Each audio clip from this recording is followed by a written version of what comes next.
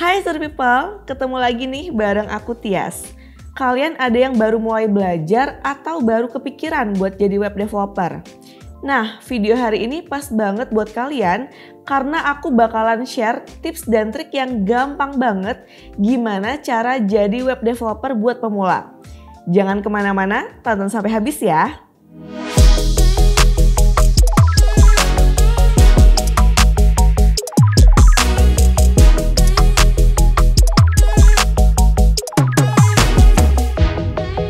Tapi sebelumnya, pasti ada juga ya yang masih bingung tentang apa itu web developer. Jadi, web developer adalah programmer yang tugasnya membuat dan mengembangkan website. Intinya sih, tanggung jawab web developer adalah membangun website atau aplikasi dan mastiin performa website tetap optimal. Tapi, tiap jenis web developer punya tugasnya masing-masing yang pastinya berbeda. Yang pertama, ada front-end developer, yaitu developer yang tugasnya di bagian interface atau antarmuka website. Tanggung jawab front-end developer diantaranya, pertama, mendesain tampilan website. Selain mendesain tampilan website biar user-friendly, front-end developer juga harus memastikan website punya tampilan responsif biar kelihatan lebih rapi di berbagai layar perangkat. Next, melakukan testing website. Front-end developer juga bertugas melakukan usability testing setelah membuat website.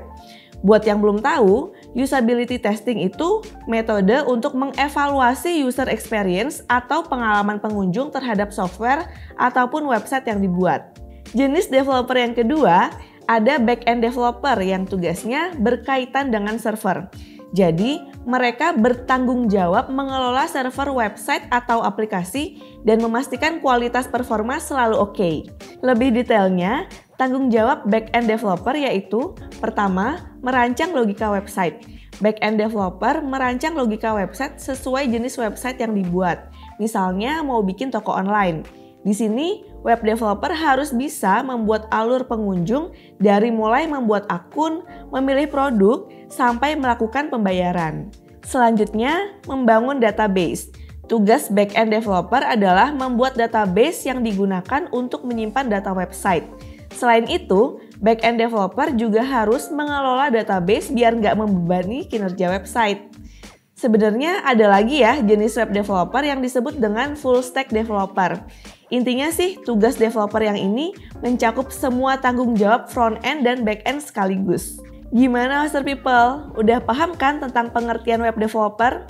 Tapi apapun jenis web developer yang kalian pilih, ada beberapa skill yang wajib dimiliki sama seorang web developer. Misalnya pengetahuan tentang SEO, menguasai berbagai bahasa pemrograman, sampai tahu cara membuat website yang mobile friendly. Nah, buat dapetin skill-skill ini, next aku bakal jelasin langkah-langkah yang perlu diikuti buat jadi web developer yang keren. Tonton terus ya. Pertama-tama, tentukan dulu spesialisasi kalian. Biasanya, kalau mau jadi web developer, kalian harus nentuin dulu nih bidang spesialisasi, biar bisa fokus dalam menguasai bahasa pemrograman tertentu. Misalnya, kalau tertarik dengan desain website, kalian bisa fokus jadi front-end web developer dan kuasai bahasa pemrograman HTML, CSS, dan JavaScript. Next, cara jadi web developer berikutnya adalah menentukan di mana kalian mau belajar. Untuk belajar jadi web developer, kalian bisa pilih dari 3 opsi, yaitu universitas, kursus online, dan bootcamp. Idealnya sih kalian bisa lakukan dengan kuliah dulu ya, ambil sarjana atau magister di bidang desain web atau ilmu komputer. Walaupun ini lumayan butuh waktu, tapi kalian bisa terkualifikasi resmi yang cukup penting untuk apply kerjaan di perusahaan besar. Tapi walaupun sebenarnya kuliah tetap jadi pilihan utama, buat yang pengen jalur lebih cepat, kalian bisa juga belajar secara otodidak. Karena banyak juga ya orang yang jadi web developer dengan belajar sendiri. Nah, ada banyak platform yang kalian bisa manfaatin buat belajar coding. Tapi kalau bingung pilih platform penyedia kursus yang oke, kalian bisa cari tahu lebih lanjut di video tutorial belajar coding dan website dari Niaga Hoster. Tapi yang perlu kalian ingat, struktur kursus online nggak serapi kurikulum di universitas ya. Jadi tetap kalian harus pintar-pintar milih yang sesuai dengan kebutuhan skill kalian. Oke, selanjutnya Kalau ngerasa belajar sendiri kurang efektif, kalian bisa coba ikut bootcamp yang lebih intensif. Dalam beberapa minggu, kalian dan peserta lainnya bakal belajar dipandu sama tutor. Jadi bisa lebih interaktif buat nanya-nanya atau diskusi. Sertifikat bootcamp juga cukup kredibel buat kalian pakai untuk melamar kerja. Ditambah, beberapa bootcamp juga punya kemitraan dengan beberapa perusahaan IT. Bahkan, ada juga yang ngasih jaminan setelah ikut bootcamp langsung bisa kerja loh. Cara terakhir dan bisa dibilang cukup penting untuk memulai jadi web developer, kalian harus rajin latihan coding dan banyak belajar tentang bahasa pemrograman yang dibutuhkan. Nantinya, kalau udah punya karya, masukin karya kalian di website sebagai portofolio. Isi portofolionya bisa proyek pribadi, website yang kalian kerjakan selama jadi freelancer ataupun magang, atau karya di tempat kerja kalian sebelumnya.